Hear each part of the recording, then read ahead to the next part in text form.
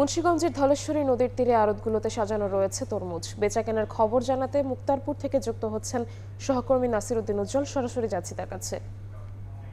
যেন তরমুজের রাজ্য, থরে থরে সাজানো এই তরমুজ ঘিরে পাইকারদের মধ্যে কিন্তু ভিড় পড়ে গেছে এবং এই রসালো ফলটির এত বেশি সরবরাহ বেড়েছে, তারা বলছেন যে যেই এক ট্রাক তরমুজ ৭ লাখ টাকায় বিক্রি হতো সেটি কিন্তু এখন ১,১,১৯,০০০ টাকায় নেমে এসেছে।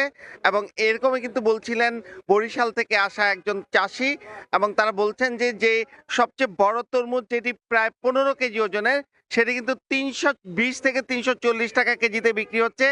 আর যেটির ওজন ১২ কেজি এরকম ও কিন্তু প্রায় ২০০ থেকে ২২০ টাকায় বিক্রি হচ্ছে। আর যেটি একেবারে ছোট আকারের ২ কেজি থেকে ৩ কেজি ওজনের তরমুজ, সেটি কিন্তু বিক্রি হচ্ছে মাত্র ৩০ টাকা দরে। আর এরকম বিভিন্ন সাইজের তরমুজ এখানে আছে। এবং তরমুজের যে এই এত বেশি সরবরাহ, তারা বলছেন যে বাম্পার ফলন হয়েছে তরমুজ।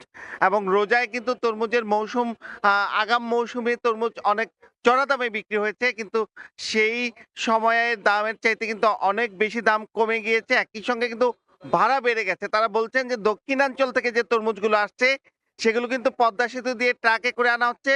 আবার ট্রলারে বা বাল্কেটে যেহেতু বালু বহন করে সেই সব নৌযানও আনা হচ্ছে। তবে তেলের অতিরিক্ত দাম তারা নিচ্ছেন, বলছেন যে বাইরে থেকে তারা তেল কিনে আনে এবং এই জন্য ট্রাকের ভাড়া দ্বিগুণের বেশি হয়ে গেছে।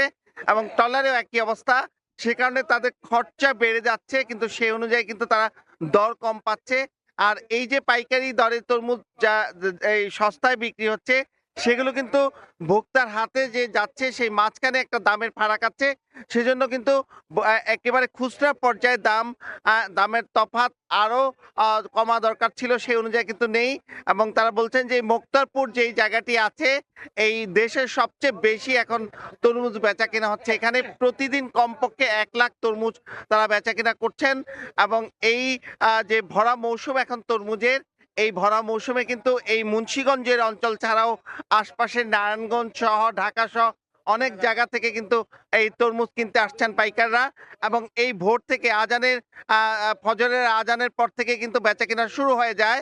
আপনারা দেখছেন যে ট্রাক থেকে তরমুজ নামিয়ে আনা হচ্ছে, আবার সেই তরমুজ কিন্তু সাইজ অনুযায়ী বিভিন্ন জায়গায় সাজানো হচ্ছে। এবং সেই এই যে স্তূপগুলো ঘিরে কিন্তু নিলাম ডাকে দাম উঠছে, এবং সেই দাম অনুযায়ী আবার কিনে গ্রামে গঞ্জে চলে যাচ্ছে খুচরা বাজারগুলোতে। এবং বলছেন যে এবারের তরমুজ বেশ স্বাদের হয়েছে। তারা বলছেন যে অনেক মিষ্টি এবং এই তরমুজগুলো অনেক লাল। এবং এই যে দেশীয় জাতের এসব তরমুজ ঘিরে মানে ভোক্তা পর্যায়ে যে তৃপ্তি নিয়ে আসছে, যে রসালো এই ফল, এবং এই ফলের যে ন্যায্য মূল্য পাওয়ার ব্যাপারে কিন্তু কৃষকরা বলছেন যে সরকারের এই ব্যাপারে পদক্ষেপ নেওয়া দরকার। তো এই ছিল মুন্সিগঞ্জ থেকে তরমুজের হাটের সবশেষ। আমরা সরাসরি যুক্ত ছিলাম মুন্সিগঞ্জে।